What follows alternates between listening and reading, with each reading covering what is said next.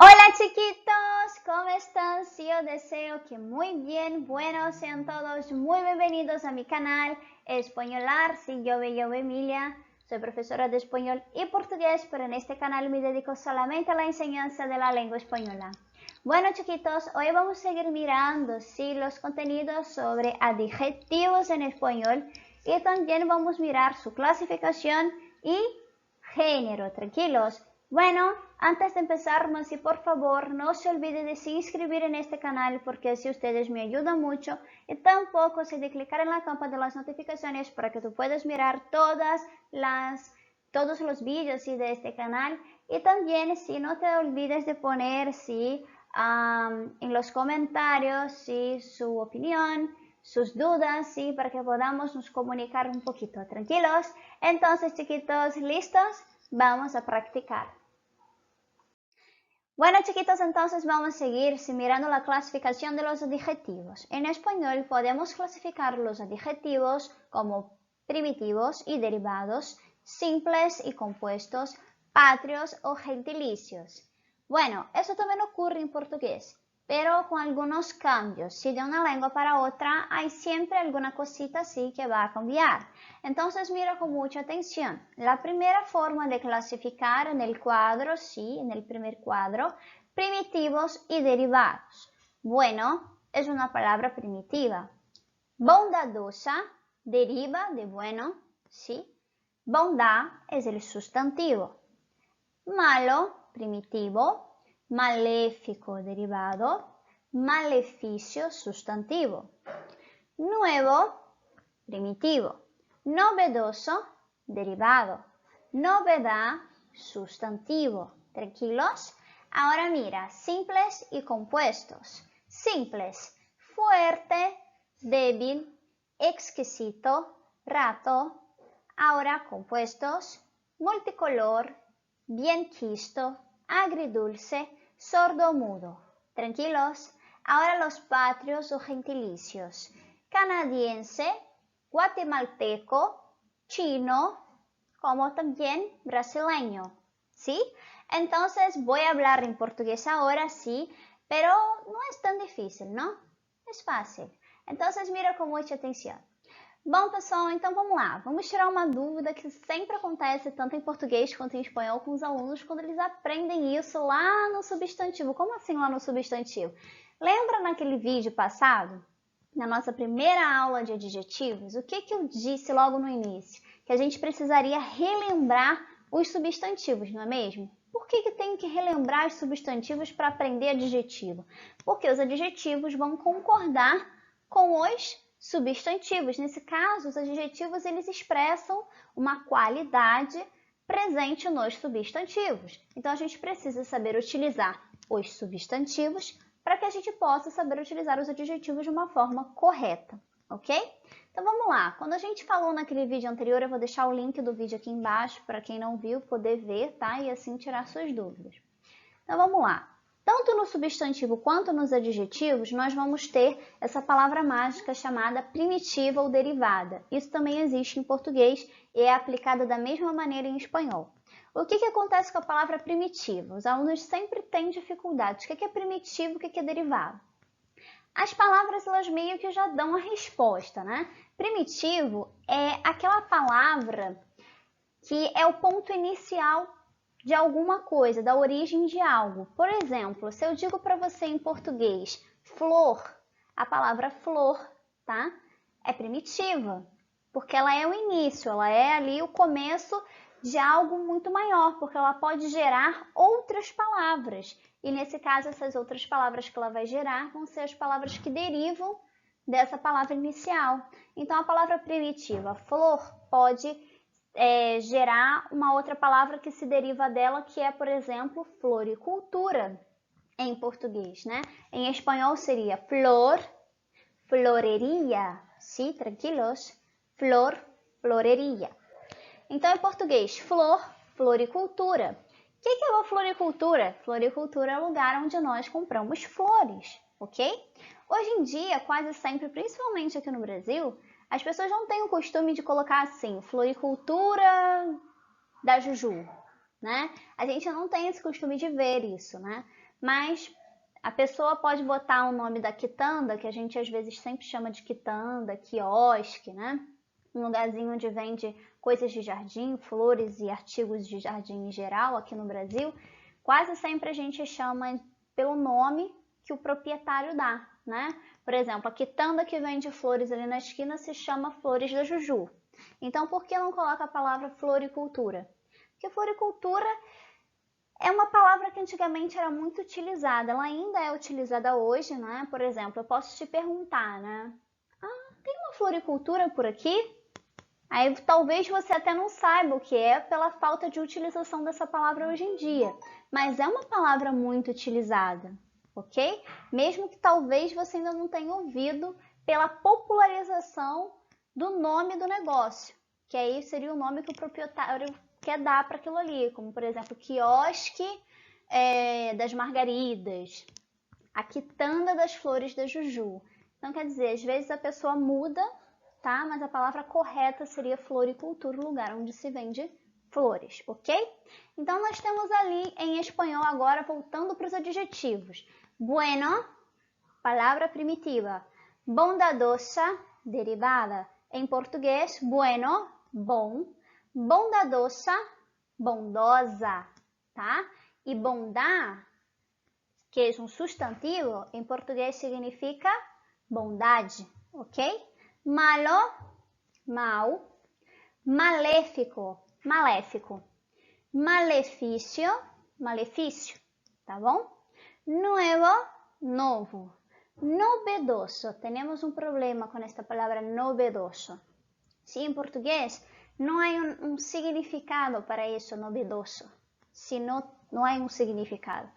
Tenemos solamente la palabra nuevo, sí, porque nuevo utilizamos esta palabra primitiva, nuevo. Ah, este móvil, sí, móvil, mi móvil es nuevo, ¿sí? Esta es la forma como vamos a utilizar para hablar de algo que es nuevo. No tenemos la palabra novedoso. En portugués no hay un significado. Entonces utilizamos nuevo como adjetivo, novo, y novedad, sí, novedad, que es un sustantivo, sería novidade en portugués, ¿ok? Ahora simples y compuestos, muchachos, mira con mucha atención. Fuerte, sí, fuerte, forte. Débil, mira, mucha atención. Débil significa em português, se significa em português, fraco. Isso, fraco, exatamente, significa fraco. Mas, professora, em português também a gente não tem a palavra débil? Sim, a gente tem. Olha como é que se pronuncia diferente. Em espanhol, a palavra débil tem um significado em português, significa fraco, tá? Agora, em português, nós temos essa palavra também, só que ela tem um outro significado. Débil, em português, seria aquela pessoa ali, muitas vezes a pessoa usa essa palavra de uma forma pejorativa, que é para falar de alguém que tem as faculdades mentais não muito equilibradas. Então, a pessoa tem algum certo tipo de problema mental, a pessoa usa, né? Ah, ele é muito débil, né? Não é uma coisa legal de se dizer. Então, aprende. Em português, a gente tem essa palavra que tem um significado próprio. Só que em espanhol, a gente também tem essa palavra pronunciada diferente e tem um outro significado, tá bom? Significa fraco. Tranquilo? Exquisito. Esta palavra também. En español, perdón. En español, sí, la palabra exquisito tiene un significado em português. Qual é? Na verdade, quando a gente traz essa palavra para o português, dá um probleminha, porque a gente também tem essa palavra em português pronunciada diferente com outro significado. Exquisito, ele significado em português como algo bom, tá? Não tem bem uma forma de eu dizer que em português a gente não teria uma palavra correta para utilizar ali. É porque, por exemplo, em espanhol a gente usa assim: la comida de tu madre es exquisita. Sí, la comida de tu madre es exquisita. Quero dizer que, em português, que a comida da sua mãe é boa, tá? Eu posso dizer es buena, sim, mas exquisita é como se fosse muito saborosa, muito sabrosa, muito rica, muito Muy buena, sim, é uma outra forma da gente expressar tudo isso, tá? Dizer que é sabrosa, rica, buena, é uma outra forma de dizer que a comida tá maravilhosa. Só que quando a gente traz essa palavra para o português, a gente tem que tomar muito cuidado, porque existe em espanhol a palavra exquisita, sim, ou exquisito, sim, e existe a palavra em espanhol, né? E existe a palavra em português, esquisito, é assim que a gente falaria. Esquisito em português também tem um significado próprio e não é uma coisa boa, tá? Quase sempre quando a gente fala assim, isso aí é muito esquisito, hein? Não gostei não. Ou isso aí é muito estranho. A gente sempre ou vai utilizar a palavra estranho ou vai usar a palavra esquisito para indicar alguma coisa que para nós não é algo comum. Como, por exemplo, na Colômbia, é comum, né? Uma aluna passou essa informação para mim que eu achei muito interessante. E ela disse assim: ah, professora, eu vi um vídeo que na Colômbia as pessoas têm o costume, em certas regiões, né, de colocar açúcar no feijão. Olha que coisa esquisita, né? Não é esquisito para nós? Por que é esquisito para nós? Porque a nossa cultura não tem isso na nossa cultura, né? A gente quase salga tudo, né? Tudo é bem divididinho. Feijão é salgado. Então, assim, para nós é uma coisa esquisita, estranha, ok? Mas entre os jovens, agora vamos prestar atenção. Entre os jovens aqui, né, no português, a gente sabe, na nossa língua portuguesa, principalmente no Brasil, que a palavra esquisito, né, também pode estar associada a algo legal, dependendo do contexto comunicativo. Então, por exemplo, se eu disser assim, caramba, mano, porque no Rio de Janeiro a gente chama muito a pessoa de mano ou cara, né? Caramba, cara, que isso? Ou caramba, mano, né? Caramba, mano, que coisa esquisita, hein? Aí, gostei.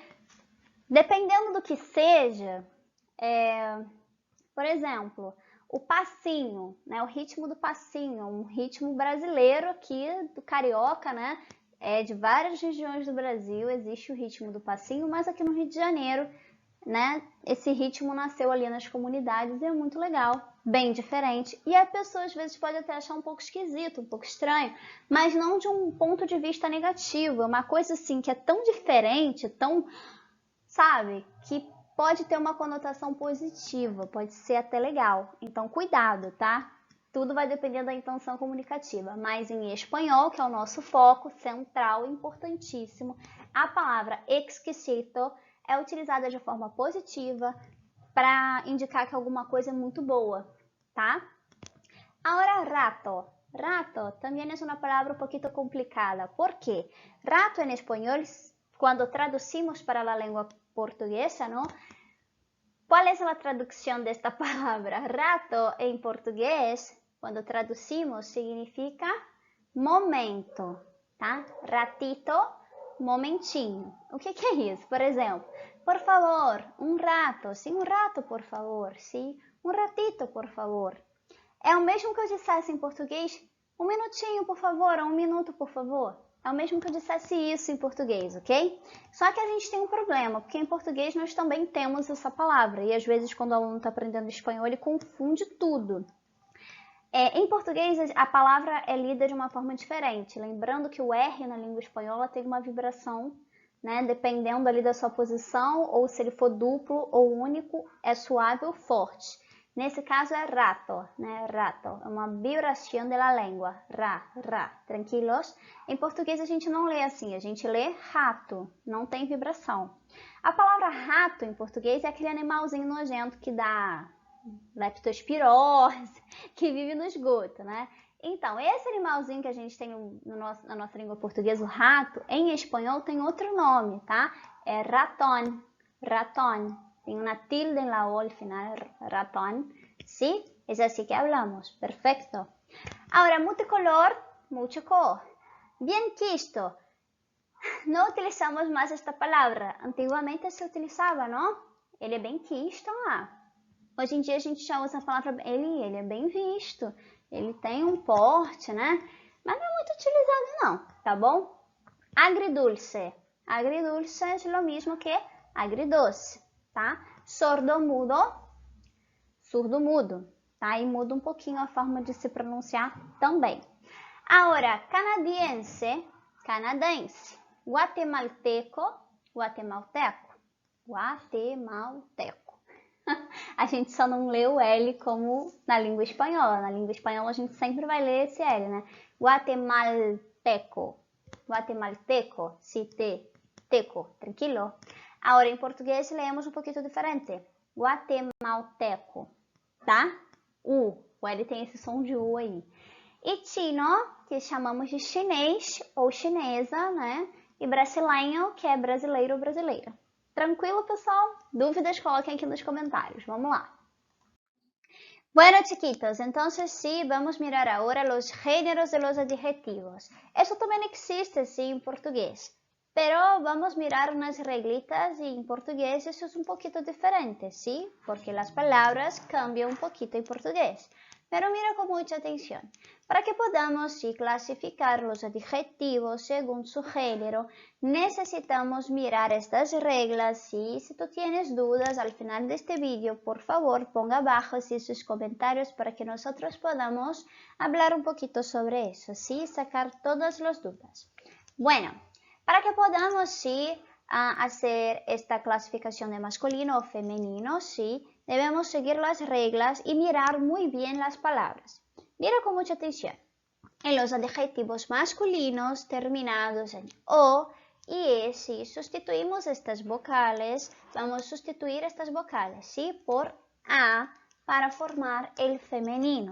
Entonces, mira, feo, alto, rico, regordete, grandote. Ahora el femenino, ¿sí? Fea, alta, rica, regordeta y grandota. Mira las palabras regordete, regordeta, grandote, grandota. Son un poquito diferentes para nosotros, ¿sí? Porque en portugués eso se escribe totalmente diferente. Entonces mira ahora en la lengua portuguesa como se queda, ¿sí? Bom, pessoal, como eu falei, em português, assim como em espanhol também, tanto numa língua para outra, existe esses gêneros dos adjetivos, existe. A gente tem a palavra em masculino e quando a gente quer passar para feminino, tem ali também uma regra específica na língua portuguesa.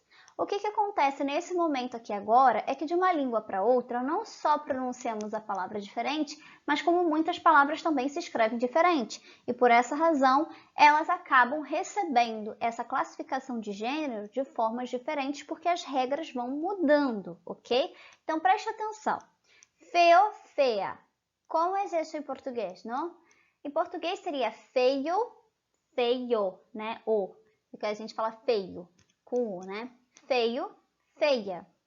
Tranquilo, tranquilo, tranquilo. Alto, alta. Alto, alta, tá? Rico, rica. Rico, rica. Igualzinho. Regordete, regordeta é um pouquinho diferente, porque esta palavra em português significa... É como se fosse gorducho e rechonchudo, né? Em português a gente costuma chamar...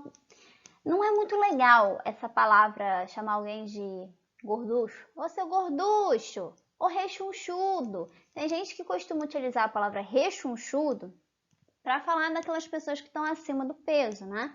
Porque soa menos pejorativo, menos agressivo, né? Mas ainda assim não é uma qualidade boa de se expressar para alguém que está acima do seu peso, porque a pessoa pode ficar ofendida. Então, chamar alguém de gorducho ou rechonchudo é um pouquinho negativo, tá bom? A não ser que você tenha intimidade e goste de chamar a pessoa de rechonchuda. Ah, meu rechonchudo. Tá? Aí é uma coisa pessoal de cada um, mas em português não é uma coisa muito legal, assim como em espanhol também não é, tá? E grandota, grandota. Em português seria grandote, grandalhão, tá? Grandão, grandalhão, né? E grandota, grandona, grandalhona, tá? O que acontece com essas palavras em português? É muito comum utilizar o grandalhão, e ele é todo grandalhão, ele é quando a pessoa é forte e alta, a gente chama de grandalhão. Ou quando ele é aquele tipo de pessoa que oprime os outros, a gente fala lá, ele é o grandalhão, ele se acha, né? Tá se achando ali o todo-poderoso. O que acontece com essas expressões? Em português, não é tão comum a gente ouvir a pessoa dizer, né? Ele é grandão, ele é grandalhão. Grandão até a gente escuta com mais facilidade. Agora, grandalhão é um pouco difícil. Não significa que você não vai ouvir, tá? Mas, enfim. Perceberam que algumas palavras mudam?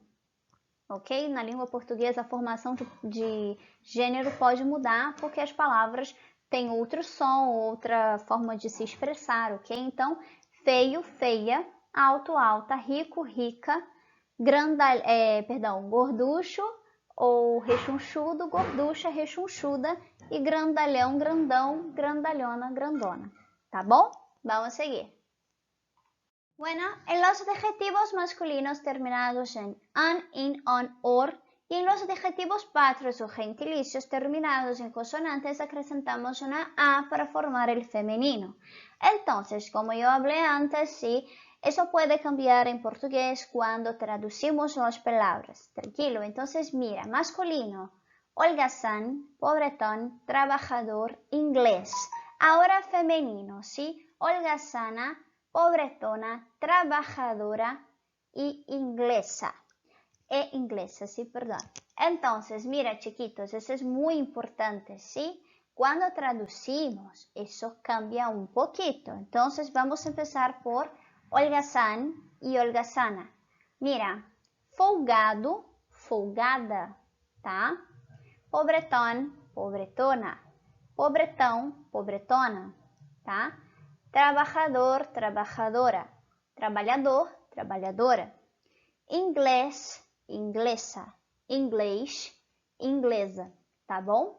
Então, lembrando que algumas vezes pode mudar ou não, tá? Isso vai depender muito. Então, em português existem umas mudanças ali, porque certas palavras em espanhol não só se pronunciam diferente da língua portuguesa, mas também se escrevem diferente, como holgazán, tá? Folgado para holgazán é totalmente diferente, né? Então, cuidado com isso também. Hay todavía adjetivos que son invariables, o sea, tienen la misma forma tanto para el masculino como para el femenino. Mira, masculino, hermano mayor o hermano menor. Piso inferior, aumento superior. Ahora, femenino. Hermana mayor, hermana menor, clasificación inferior, actuación superior. Entonces, mira con mucha atención porque isso cambia muito se de uma língua para outra. Mira. Bom, pessoal, vamos começar porque isso aqui é um pouco chatinho, tá? Maior e menor. Que isso, maior e menor, né? Se a gente traduzisse ao pé da letra e eu dissesse hermano maior, traduzindo ao pé da letra, sem nenhum tipo de interpretação, seria dessa maneira. Irmão maior, tá? Hermano menor, irmão menor. Agora, se eu trouxer ali uma interpretação da palavra maior e menor em espanhol, essa sim a tradução. Uma tradução mais interpretativa, a gente deveria traduzir dessa maneira. Irmão maior seria hermano maior seria irmão mais velho, tá bom? Hermano menor, irmão mais novo, tá? Então, a gente tem que entender que em espanhol eles vão utilizar a palavra maior para indicar que é um irmão mais velho e menor para indicar que é um irmão mais novo, tá bom? E quando a gente se refere à altura das pessoas em espanhol? Pois é, isso é um pouco variado. O que acontece? Em espanhol a gente tem o costume de se referir à questão de altura nesse sentido. Mi hermano mayor es más pequeño que yo. Sim? O que eu disse? Meu irmão mais velho é menor que eu, só que eu utilizo expressões diferentes. Eu digo, mi hermano mayor es más pequeño que yo, más pequeño. Ahora, mi hermano menor es más grande que yo. Más grande, eso existe, sí existe, ¿sí? Porque en portugués, voy a hablar en portugués. Hermano, cuando hablo en español, ¿no? Mi hermano menor es más grande que yo. Eu quero dizer, na verdade, que o meu irmão menor, no caso, o meu irmão mais novo, ele é mais alto que eu, tá? Só que a gente usa a palavra mais grande, tá ok? Quando a gente utiliza esse meio de falar, isso causa muitas dúvidas nos alunos em português, porque em português, mais grande está errado, Não existe isso na língua portuguesa. Quando a gente quer se referir em português à altura de alguém, dizer que alguém é mais alto que nós dizemos que essa pessoa é maior ou mais alta. A gente não diz mais grande, porque em português a colocação de mais grande está totalmente errado. Tá? Nunca usem isso em português. Mas em espanhol, a utilização de mais grande, mais pequeno, está correta para indicar a altura de alguém. E a gente utilizar maior e menor para indicar se aquela pessoa é mais velha ou mais nova. Ok? Agora, piso, piso.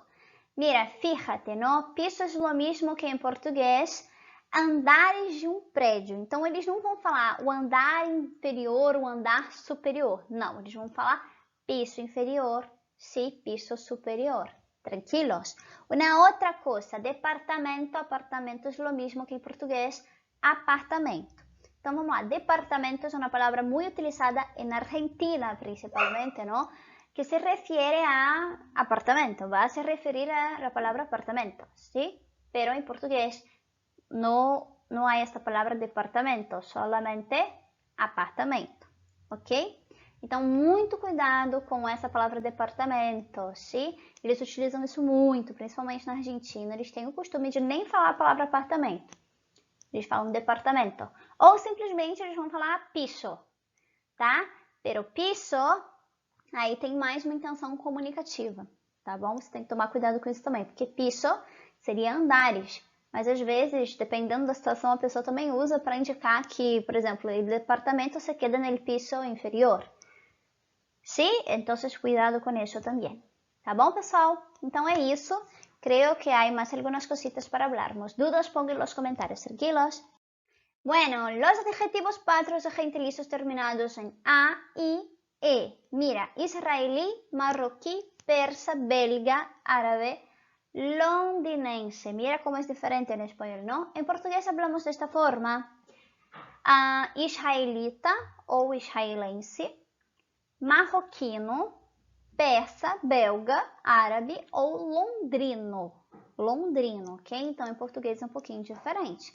Abaixo, los adjetivos terminados en ícola y ista, ¿sí?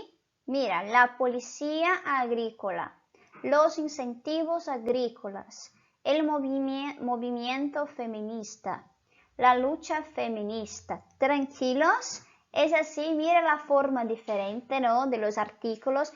Mira, los artículos siempre van a concordar en género y número con los sustantivos. Y acá tenemos, ¿no? Policía, arriba, así voy a poner muy rápido para que este vídeo no se quede más tan largo, ¿no? La palabra policía, mira, es un sustantivo, tranquilos. Entonces acá estamos utilizando un artículo femenino porque el sustantivo es femenino. Entonces la policía agrícola, los incentivos, ahora la palabra incentivo es un sustantivo masculino, los incentivos agrícolas, el movimiento feminista, la lucha feminista. Tranquilos, entonces mucho cuidado con eso también. Perfectos, chiquitos, bueno, tengan todos un buen fin de semana, ¿sí? Dudas, pongan en los comentarios. Muchos besos, hasta luego, chao.